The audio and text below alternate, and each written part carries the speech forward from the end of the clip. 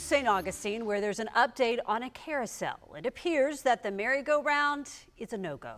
Our Jessica Clark reports the city is now left to find other options. It looks like what goes around will not be coming back around anytime soon in St. Augustine.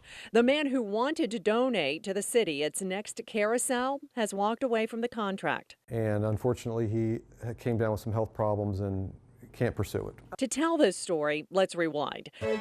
St. Augustine had a carousel for decades at Davenport Park. But when its private owner died a few years ago, his widow packed up the carousel and took it closer to family in South Florida.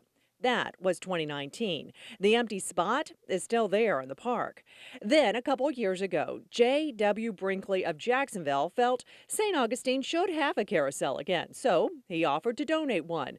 The city wanted project specifics from him, such as a site plan and safety plan, and they also wanted the ticket booth he'd create to blend with the area's historic look.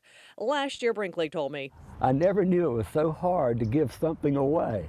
Now comes word the health problems have prompted him to leave the contract. So, city manager David Burcham says the city will now Advertise for anyone who would like to bring in a carousel and operate it at Davenport Park. The key here is the willing person or company would need to donate and operate the carousel. That's because the city manager and commissioners say it makes no good horse sense to have the city do those things. It didn't even do it with the original carousel. The city's not in the attraction business at all. The electrical is already hooked up in the park for another carousel. So for now, it'll be a little bit longer before carousel enthusiasts will get back in the saddle again in St. Augustine. Jessica Clark, First Coast News, on your side.